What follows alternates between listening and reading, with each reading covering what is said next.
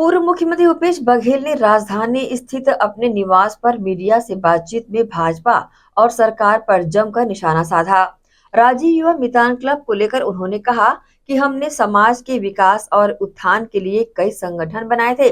राजीव मितान club उन्हीं में से एक था, जिसे सरकार ने भंग कर दिया। मेरी एक ही मीटिंग से भाजपा तिलमिला गई। कल मैं गौठान समिति के कार्यक्रम में जाऊंगा, किसानों के कार्यक्रम में जाऊंगा, महिला स्व सहायता समूहों के कार्यक्रम में जाऊंगा, सबसे राज्य के विकास के लिए संगठित रहने की बात करूंगा। तो इसका मतलब ये नहीं कि नया संगठन बन रहा है।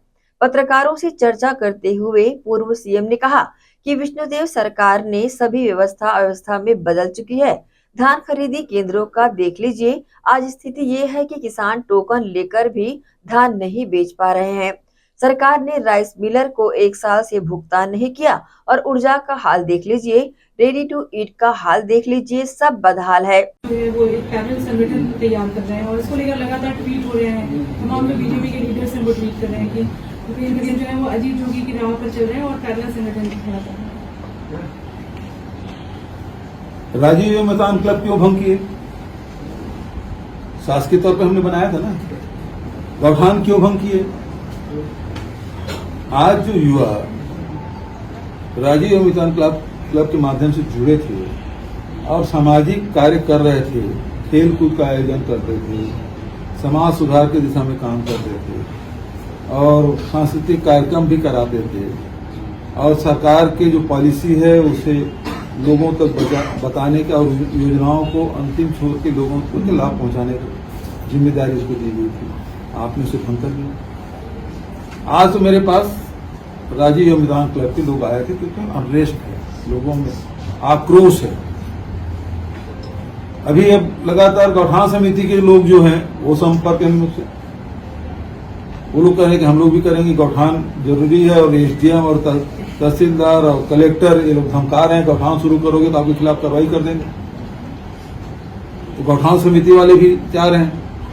गौठान में बहुत सारे स्व सहायता समूह महिलाएं काम कर रही थी। कोई मशरूम बनाने का काम कर रहे थे, कोई अगरबत्ती बनाने का काम कर रहे थे, कोई गो काट बना रहे थे, कोई प्राकृतिक पेंट बना रहे थे।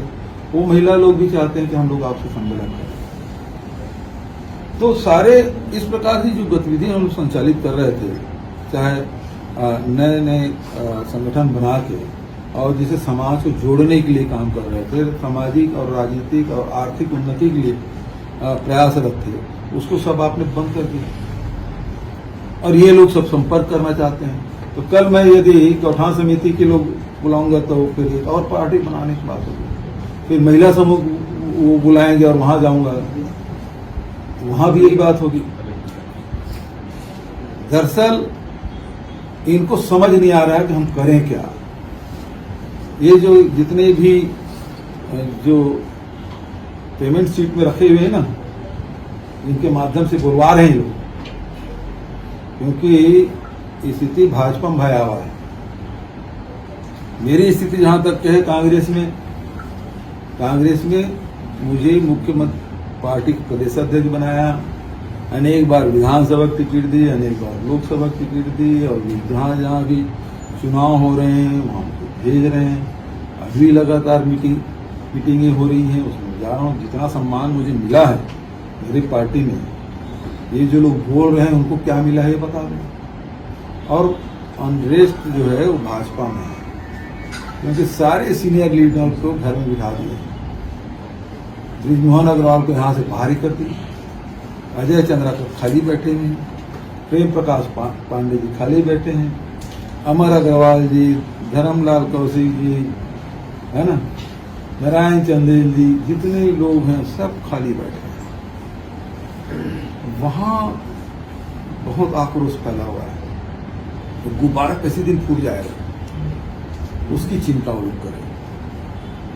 और इनके नाकामी निकम्मेपन के कारण, सरकार की निकम्मी सरकार के कारण से आज देखो, यदि युवाओं को आप इस प्रकार के सामाजिक गतिविधियों में आप संलिप्त रखते, उनको नए नए कार्यक्रम देते रहते, आज जितनी हत्याएं हो रही है, चाकूबाजी हो रही है, लड़ाई झगड़े हो रहे हैं, तो कम से कम उसको कमी आती।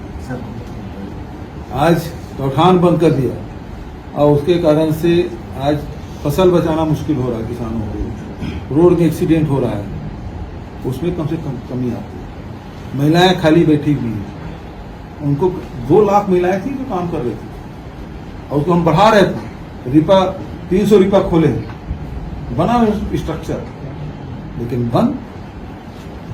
तो रोजगार के जो नए अवसर हमने शुरुआत की थी और जन जागरण के लिए जो राजीव मैदान क्लब बनाया था, सबको आपने भंग कर दिया। और उसके बाद बहुत बेशर्मी से आरोप लगा देते हैं, अरे बदलने वाले बिकने वाले तुम लोग हो गए, भूपेश बघेल नहीं। सर लेकिन और ये सवाल करने से पहले 10 बार सोच लेना था, समझ गए ना। जब भूपेश बघेल को परेशान कर रहे थे, तंग कर रहे थे, तब एक सेकंड के लिए डिगे नहीं, जिसके बारे में वो लोग आसानी से बोल रहे हैं और छापने वाले छाप भी रहे हैं, तो बोल रहे हैं कौन सलाहकार है, कहां का रहने वाला है। ये छत्तीसगढ़ की सरकार है कि बिहार से चलने वाली सरकार है?